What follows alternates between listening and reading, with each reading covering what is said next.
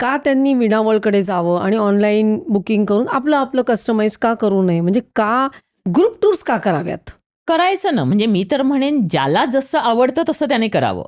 कारण कुठेही, म्हणून मी म्हटलं तसं की आम्ही सेल्सला पण सांगतो, कुणालाही तुम्ही फोर्स करू नका. Let them take the decision. आणि तो खूप महत्त्वाचा भाग आहे.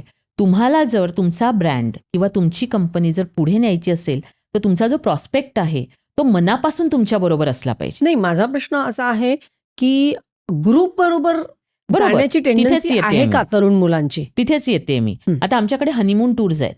आता हनीमून टूर्स म्हणजे हे न्यूली मॅरिड कपलच्या टूर्स आहेत.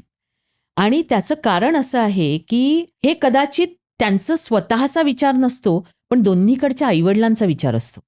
ते म्हणतायत, हे बघा, दोघंही, त्यांना तर ती मुलं लहानच असतात त्यांच्यासाठी. कितीही वर्षी लग्न केलं तरी आपल्याला आपली मुलं लहान वाटतात. तसं तुम्ही एकटे जाऊ नका, तुम्ही विणावळबरोबर जा, म्हणजे आम्ही निश्चिंत. आणि त्याच्यामुळे बऱ्याचदा हे हनीमूनर्स आपल्याबरोबर येतात. किंवा बऱ्याचदा असं असतं की मला नाही ना ते टेन्शन घ्यायचं आहे, गाडी कधी येणार, ड्रायव्हरशी कॉन्टॅक्ट करत बसा, ते हे करा, मला नाही ते करायचं आहे, मला माझ्यावर जाऊ दे. आणि मग त्यांना काय होतं की एकेका टूरमध्ये 30-30, 35-35 कपल्स असतात कधी कधी. आता ही जी कपल्स असतात त्यांना समवयीन त्यांचे भेटतात, तेव्हा त्या टूरला आणखी मजा येते, गेम्सना मजा येते. म्हणजे मी सांगते ना, हनीमूनची संकल्पना ही माझ्या हनीमूनवरनंच सुचली. मी आणि सुधीर गेलो तर 2 दिवसांनी आम्ही कंटाळलो, कारण म्हणजे आपण एकमेकांशी किती बोलत बसायचं असं. म्हणजे मग म्हटलं या टूर्स असायला हव्यात. आणि मग तिथून ते ॲक्च्युली सुरू झालं आणि ते केलं. आणि आजपर्यंत त्या टूर्स सुरू आहेत. आजपर्यंत फॅमिलीजच्या टूर्स जास्त आहेत. आत्ता आम्ही हा जो एक सेगमेंट आहे, ज्यांना स्वतःला लाईफ एन्जॉय करायचं आहे, स्वतः जायचं आहे, आणि आता ते सुद्धा इतकंच इझी झालं आहे स्वतः जाणं. आणि मग त्यांना ते, त्यांचं माइंडच ॲडव्हेंचरस असतं. आणि मग त्यांच्याकडे आम्ही जातच नाही.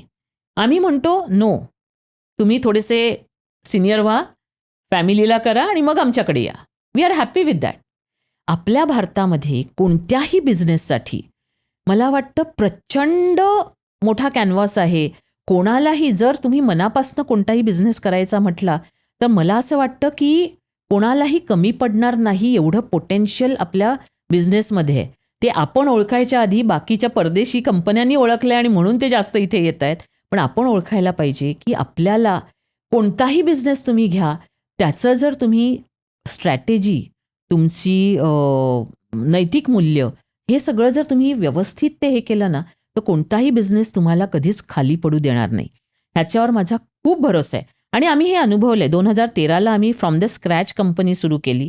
त्याच्यानंतर आम्ही कोविडमध्ये अडकलो. त्याच्यानंतर आम्ही पुन्हा वर गेलो.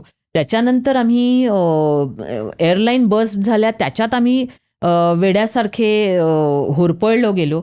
त्याच्यानंतर आत्ता हे पहलगाम आणि हे, म्हणजे गेला आता महिना होईल, बुकिंग वगैरे सगळं हॅम्पर्ड आहे.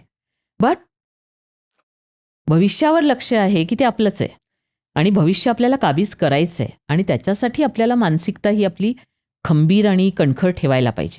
पण मला अजून एक आवडलं की बदलत्या काळाप्रमाणे तुम्ही बदलते ट्रेंड्स पण पिकअप करतायत की ही वेगळी टूर करूया, ती वेगळी टूर करूया. पण हे करताना वेगवेगळ्या देशांमध्ये किंवा भारतात फिरताना तुम्ही त्या विविध ज्या संस्कृती असतात, ते त्याची ओळख आणि त्याच्याबरोबर त्या पर्यटकांना फिरवणं, ते मात्र तुम्ही व्यवस्थित जपलेलं आहे, नाही का? खूप चांगल्या तऱ्हेने. कारण आपल्याला बिकॉज आपण खूप मोठ्या संख्येने पर्यटक प्रत्येक ठिकाणी घेऊन जातो, त्यामुळे लोकल सपोर्ट खूप चांगला आहे. पण काय होतं की हे जेवढं आम्हाला कस्टमाइज्डमध्ये करता येतं, तेवढं ग्रुप टूर्समध्ये करता येत नाही. मग ग्रुप टूर्समध्ये एखादा अनुभव कुठेतरी, म्हणजे आता जर आम्ही राजस्थानला गेलो, जोधपूरला गेलो, तर तिथे एका ठिकाणी घेऊन जातो, ज्या गावात तुम्हाला अगदी त्या गावाचं सगळं सगळ्या तऱ्हेचं संस्कृती आणि सगळं हे दिसतं. तिथे घरात तुम्ही जेवता. किंवा आम्ही कुठेतरी नॉर्थ ईस्टमध्ये जातो, तिथे त्या गावामध्ये त्या घरामध्ये जेवण देतो. ते सगळं आपल्याला समजावून सांगतात की तिथलं राहणीमान कसं आहे, तिथलं काय असं आहे. पण ग्रुप टूरला ह्या गोष्टी खूप नाही करतायत. कारण जसं मी म्हटलं तसं की प्रत्येकाचे इंटरेस्ट हे तुम्हाला जपायचे असतात.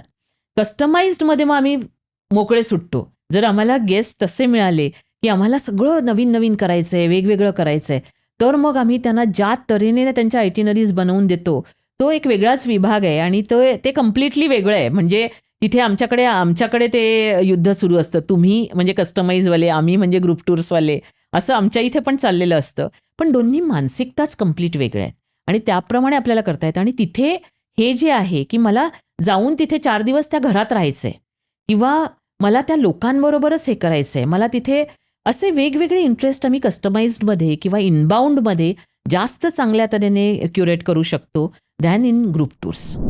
ही क्लिप शेवटपर्यंत बघितल्याबद्दल खूप खूप धन्यवाद. संपूर्ण एपिसोड बघण्यासाठी खाली दिलेल्या लिंकवर क्लिक करा आणि सर्व काही चॅनलला सबस्क्राईब करायला विसरू नका.